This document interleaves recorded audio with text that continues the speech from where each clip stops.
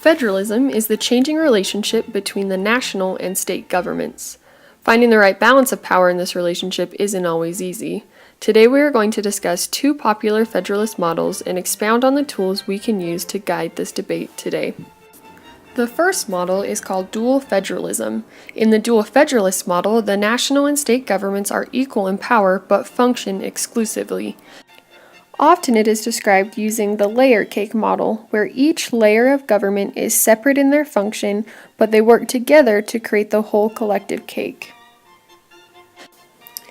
The next model is called Cooperative Federalism.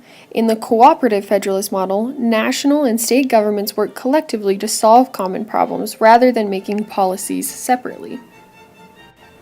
Often it is described using a marble cake model because each layer of government does not have a definitive boundary of power.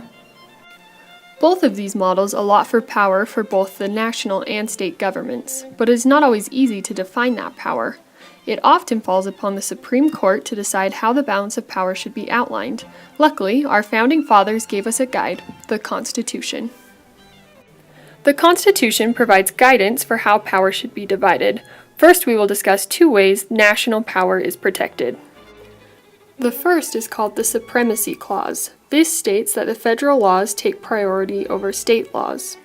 The next is the Necessary and Proper Clause, which allows Congress to stretch and pass a variety of laws to protect the nation's best interest. The 10th Amendment protects the states by outlining that the federal government cannot take any more power than is given by the Constitution. The Constitution is therefore a protective barrier to limit the federal government's power. The balance of power is constantly evolving. There are still issues on the news about the boundaries between national and state governments. By participating in political events, you can help shape the balance of power in the nation today. Hey, do you know about the USA? Do you know about the government? Can you tell me about the Constitution? Hey, learn about the USA.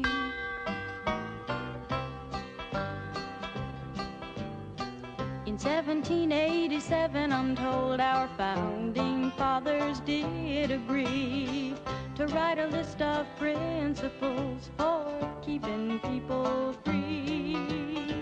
The USA was just starting out, a whole brand new country, and so our people spelled it out, the things that we should be.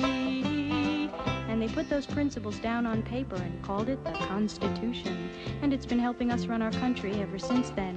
The first part of the Constitution is called the Preamble and tells what those founding fathers set out to do. We the people, in order to form a more perfect union, establish justice, ensure domestic tranquility,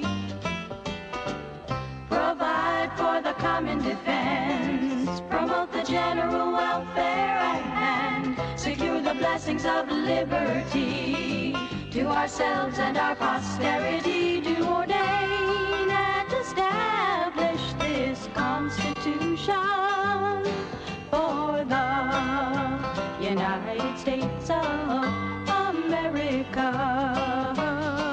In 1787, I'm told our founding fathers all sat down and wrote a list of principles that's known the world around.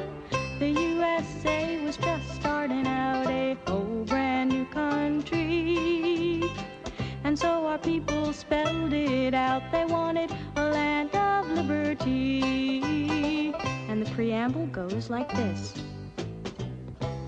We the people, in order to form a more perfect union, establish justice, ensure domestic tranquility,